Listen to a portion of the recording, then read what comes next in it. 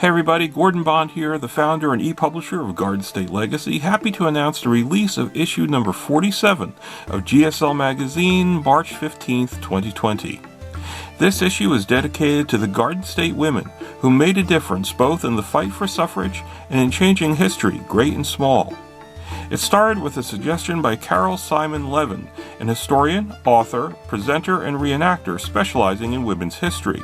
She wondered if GSL might be interested in doing a special edition in February to mark the 100th anniversary of New Jersey's ratification of the 19th Amendment that gave women the right to vote. Due to scheduling conflicts and other responsibilities, it turned out to be impossible to finish for February, so I decided to make it the normal March issue in recognition of Women's History Month. It's been a lot of work, but we've put together an issue that I think is worthy of the subject.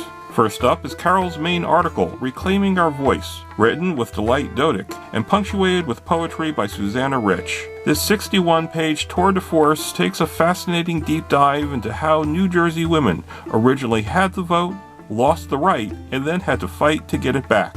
The history of the women's suffrage movement has often left out the critical roles played by minorities and women of color.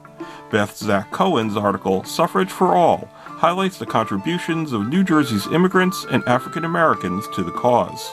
Not everyone, of course, was in favor of giving the ladies the vote. George Robb explores the social, political, and economic motivations of the men and women of New Jersey's anti-suffrage movement. We're pleased to reprint an article by the late Kevin W. Wright about Elizabeth Cady Stanton in an unsuccessful effort at saving a building in Tenafly, New Jersey, where she made her mark. In honor of both Women's History Month and St. Patrick's Day, genealogy columnist Maureen Wlodarczyk returns with a piece about the perilous passage to America made in steerage by her Irish women relatives. The poems by Susanna Rich, featured in Carol Simon Levin's article, are from her new book, Shout! Poetry for Suffrage.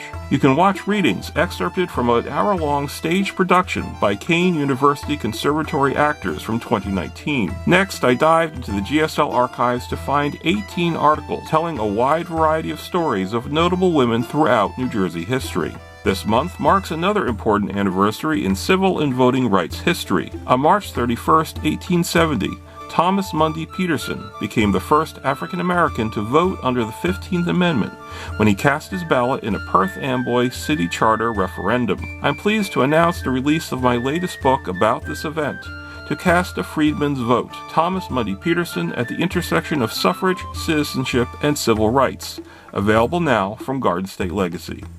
I hope you enjoy this issue of GSL and have a wonderful summer. Thank you.